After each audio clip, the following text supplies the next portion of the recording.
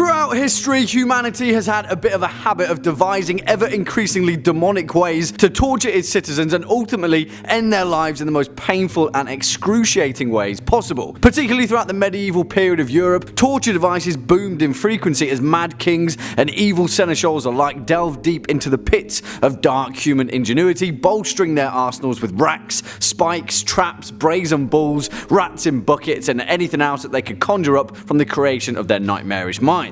Perhaps one of the most terrifying of these contraptions is the infamous Iron Maiden, and as is always the case, the SCP Foundation have one particular entry that may change the way you look at the ultimate goal of medieval torture. Hello internet, what's going on, and once again welcome back to the most inquisitive channel on YouTube, Life's Biggest Questions. As per usual, I'll be your disembodied floating voice, Jack Finch, as today we curiously ask the question, what if SCP-762 was real? Roll the clip. Wait, do we have a clip of 15th century torture devices? Oh, yeah, that one. I forgot about that.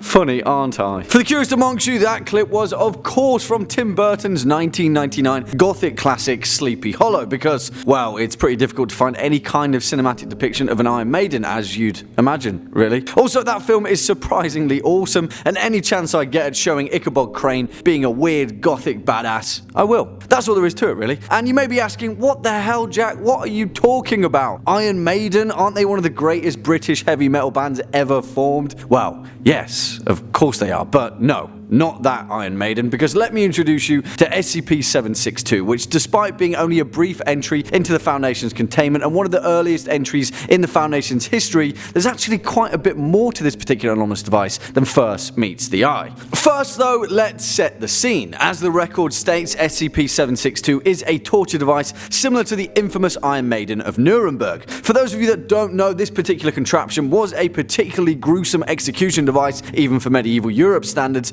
that consisted of an iron cabinet with a hinged front, adorned with a metal spiked covered interior, sufficiently tall enough to enclose an adult human being inside. It's also important to note that whilst the first grim stories involving the use of the Iron Maiden as a torture method were first composed sometime in the 19th century, the use of this device in particular is widely considered to be a myth from the century before that was heightened by the belief that the people of the Middle Ages were barbaric, violent, and uncivilized, which in most cases they were, but as far as the Iron Maiden is concerned, it's kind of like a nasty rumour in high school that got way out of hand. However, in this hypothetical situation, there may be a much more anomalous explanation for the Iron Maiden's murky origins. SCP-762 was first recovered sometime in the early 20th century from a box found in the basement of a wealthy benefactor in the mountainous regions of Austria. For the most part, SCP-762 is classified as a safe object, and so its containment procedures are relatively straightforward, as it is currently housed inside a storage crate at an undisclosed Foundation site. As SCP-762 does not appear to be dangerous to anyone unless they're placed inside of it, no further precautions are required, and Foundation staff are free to experiment with the anomalous object, although they must be given prior authorization by Dr. Wright, a particular Foundation researcher and analyst that specializes in the more bizarre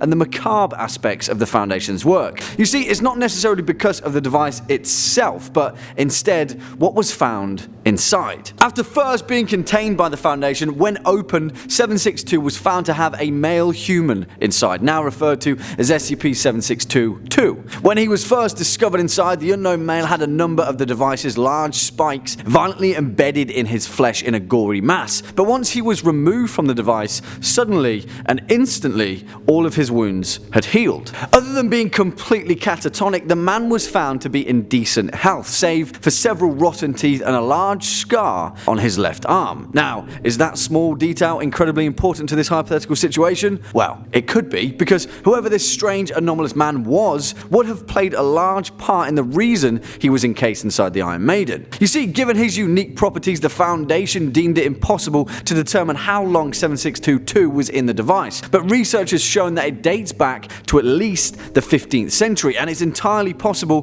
that the man may have been in the device for centuries before being discovered. As the Foundation subsequently discovered, any person that is placed inside the the Iron Maiden object of SCP-762 appears to enter a state of suspended animation. Subjects no longer need food, water, or even air when inside the contraption, and also appear to be immune to any effects of disease, injury, or even aging. Yeah, you know where this is going, right? The real question isn't why are people being placed inside an immortal macabre torture device that keeps them alive forever. It's what kind of people would need to be imprisoned inside an immortal macabre torture device that keeps them alive forever. You see, the interesting thing that SCP-762 addresses is that historically in the real world these devices were never actually used as a method of torture. In fact, for the most part, the infamous Iron Maiden of legend was more of a grim, dark yet stylish piece of furniture for wealthier collectors throughout 18th century Europe that had a fascination with the darker side of human ingenuity, as far as we know. Anyway, like many things, the machinations of SCP-762 seem to conflict with the historical description of this particular anomalous object, but it is food for thought, right? If this object did indeed exist, perhaps at the hands of an evil, ingenious king or someone of a similar ilk, would they have paid the painful price to be immortalized, encased in the confines of 762, waiting patiently to be discovered by modern civilization, where they could seemingly be resurrected right now in 2019, where presumably they'd unleash an ancient malevolent curse and bring ruin to our fair planet? Just kidding, but that's how these things usually end, right? The fact of the matter is, cryoengineering and suspended animation has long been a hypothetical concept only ever addressed in the confines of science fiction, but if we flip that precedent and imagine the vast wealth of anomalous antiques, black market, cursed objects, and other such devices similar to 762 that may or may not already exist on the market, the reversal of these immortal implications offer a strange perspective as to the price of eternal life. Hypothetically speaking, if you were some wealthy baron in medieval Europe and someone offered you the chance at immortality and all it involved was stepping inside his iron, spike-filled contraption, would you do it? I mean, I don't want to be the first one to find out. Put it that way. Well, there we have it, folks. What do you guys think? Would you step inside SCP-762 like Fry in Futurama? Let us know your thoughts down in the comment section below, as well as any other interesting insights that you may have to offer. Before we depart from today's video, let's first take a quick look at some of your more creative comments from over the past few days. Carter Evans says, "What if giant spiders were real?" Carter, what the hell do you mean, man? They are real. Have you never been to Australia? Jeez. Isaac Cerner says, "Don't you hate it when your hippocampus steps on your Lamborghini?" Yeah, tell me about it, Isaac. I mean, if I ever had a Lamborghini, that'd be such a pet peeve of mine. SMH. SMH.